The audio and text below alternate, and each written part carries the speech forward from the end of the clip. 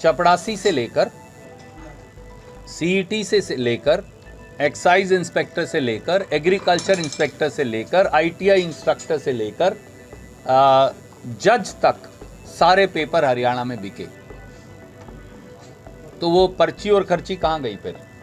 आज तक हर रोज खट्टर साहब नई एसआईटी बना देते थे जब वो मुख्यमंत्री थे।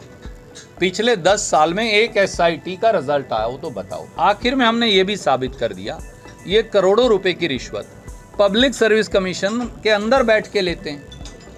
हमने बाकायदा इंफॉर्मेशन दी, उसके आधार पे वो पकड़े गए। करोड़ों रुपए की अटैची कांड हुआ पहली बार हरियाणा में। करोड़ों रुपया एचपीएससी के अंदर पकड़े गए।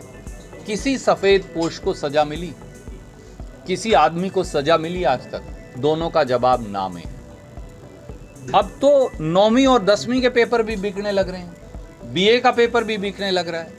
इस साल 10वीं और 12वीं के आप कृपया करके मेरा ट्विटर और आपका अखबार और चैनल देख लीजिए, हर सब्जेक्ट का पेपर बिका। पॉलिटिकल साइंस का पेपर बिका, पब्लिक एडमिनिस्ट्रेशन का पेपर बिका, साइंस का पेपर बिका, मैथ्स का पेपर बिका।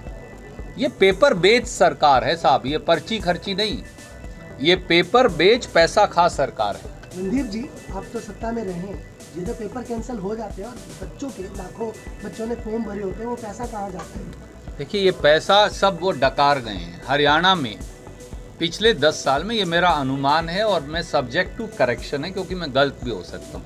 1000 करोड़ रुपया एचएसएससी, एचपीएससी और कौशल निगम, इन तीनों ने बच्चों से पैसा ले लिया है और भर्ती हो नहीं रही। मैंने आपको बताया 2019 वाली भर्ती तो एक विड्रॉ कर ली कि भाई सीईटी से करेंगे। फिर सीईटी नहीं हुआ आपसे, सीईटी हुआ जाके नवंबर 2022 में 5 और 6 को।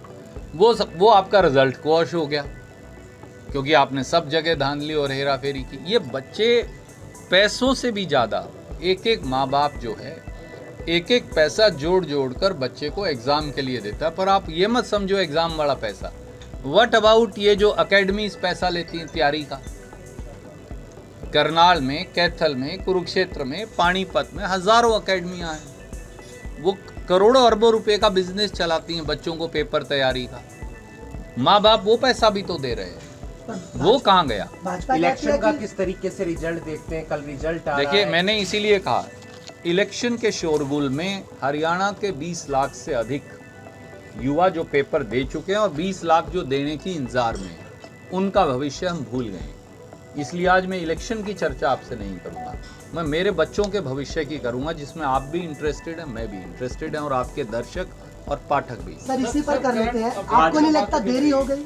क्योंकि अगर 25 से पहले ये मुद्दा उठाते तो शायद वो लोग जागरूक बन सकते हैं। सर, फैसला 31 को आया। ये मामला तो 19 से चल रहा है ना सर, कि सीईटी 19 के बाद 22 में हुआ। तो आप सर मुझे याद करिए, देखिए ये मत, आप तो न्यायविद हैं, इसे ऐसे मत करिए।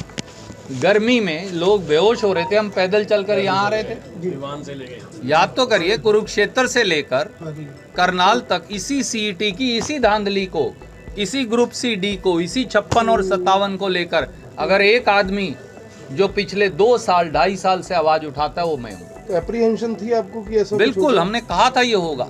सब एक बार बताइए, प्रॉपर्टी आईडी में जो हमने कहा वो सच आया?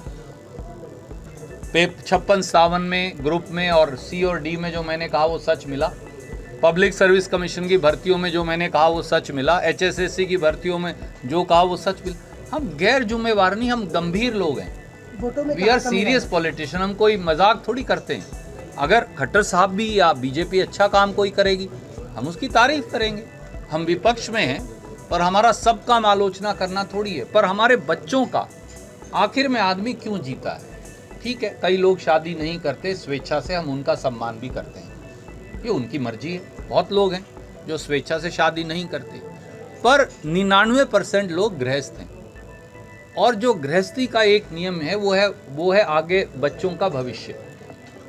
इस सरकार ने, खट्टर साहब की सरकार ने, दुष्यंत चौटाला की सरकार ने, नायब सैनी जी की सरकार ने, बीजेपी और जेजेपी की सरकारों ने हमारे बच्चों का भविष्य अंधकार में लाकर खत्म कर दिया। हम केवल उसका जवाब मांग रहे हैं। रणदीप जी, बात करें चुनाव की, बात चल रही है, कल रिजल्ट आना हरियाणा।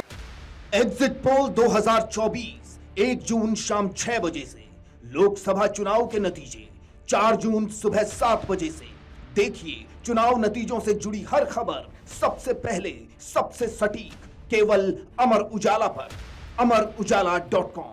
अगर आप ये वीडियो YouTube पर देख रहे हैं तो हमारे चैनल को सब्सक्राइब करें और बेल आइकन को दबाना ना भूलें। अगर आप Facebook पर ये वीडियो देख रहे हैं तो हमारे पेज को लाइक करें।